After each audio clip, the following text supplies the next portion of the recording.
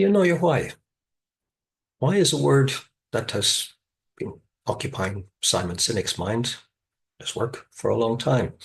He first particularly came to prominence with his TED Talk of Know Your Why, followed up with the book Start With Why. And why is one of those profound words, one of the profound questions. Why do you do what you do? Why do you like me? What is it that really motivates any of us? Whether it's working as entrepreneurs, whether it's working in a team, any particular relationship of significance in a life. Why is it important? What do I bring? What does it offer me? What do I bring to it that's of value? Simon Sinek is a fascinating character, originally from London, but now based in the US for many years now, and you can hear it in the accent. So we're going to take a look at a short video clip. We're going to take a look then at a couple of facial photos because I want to illustrate a number of characteristics that are evident that illustrate just who Simon Sinek is, and to at least some degree, why he does what he does. So let me bring up the share.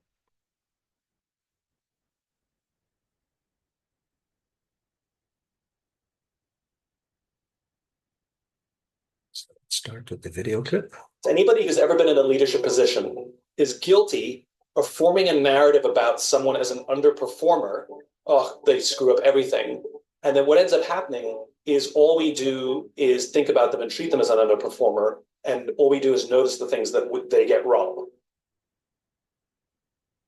Anybody who's ever... So we've looked at the video clip. Anytime you see Simon Sinek speaking, whether he's standing and walking a little bit like that, or whether he's sitting, he's animated. He's communicating with passion. He's very engaged.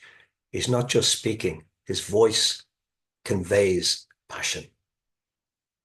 His voice is strong. His voice is clear.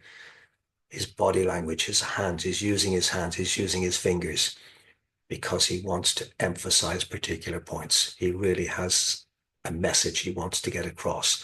There's nothing passive about it. He's fully engaged in his presentation. So we're going to look at two static images of his facial features. I just want to illustrate a couple of particular things here. We notice, yes, he's wearing glasses, and we always have to take that into account when we're looking at somebody's face. Is there a visual impairment of some description? Because that can alter the shape of the eye and how much of the eye is visible. But even allowing for that, his lower eyelid is quite flat, and his chin is relatively broad, but equally relatively flat across there. So when we see that combination, it tells us that loyalty is very, very important. And Simon Sinek has spoken very openly about having a small circle of friends. He has spoken openly about the challenges he has faced in opening up to those friends, because one of the things he realized is that you can't do it on your own. Whether you're working as an entrepreneur or you're running a larger company, you need people. And that's central to the core of what he is about. And again, if we go up here, we notice the eyebrows are curved. When we see that on somebody, that's about communication, but it's also about communication with people. It's communication with feeling. It's communication about connection. It's not just talking at people. It's not just giving people instruction. It's about communicating to connect. And that's central to what Simon Sinek is about. So I'm just going to move to the second image because, again, there are a few particular things I want to illustrate here. Number one, we see a collection of lines, and that tells you that Simon is somebody who has gone very deeply. He has explored very deeply what life means for him. Who is he? He's thought about things in very great depth. He has gone through a lot of stress in the process, because you don't get lines as deep as that unless you've gone through a lot of stress. And he's been quite open about some of it. We then go further up the forehead, and we notice the the rounded part of the hairline at the front here, the center. And when we see that on a man in particular, this is about sense of justice. He has a very, very strong sense of justice and fairness.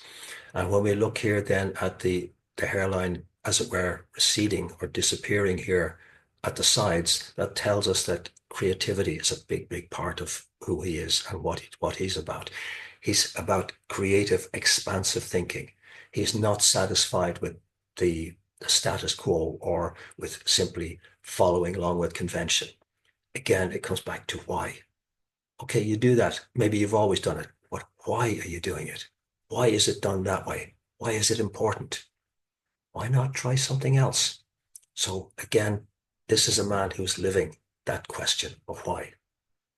And one other point, and there's always, when I'm looking at faces, there's always one other point. The anti-helix of the ear, and yes, I know the ears are not on the face, but they're very relevant in terms of reading faces.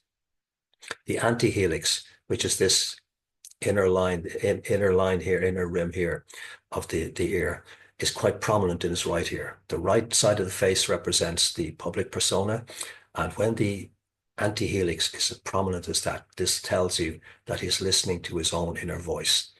And that's something, again, that evolved over time with him. Again, he's been open about that. He had to learn to listen to his own inner voice to realize what was important to him and why it was important. So that's part of what compels him to express himself in the way he does in his public life. I look forward to your comments and questions. Hope this has been of value. And as always, thank you so much for watching.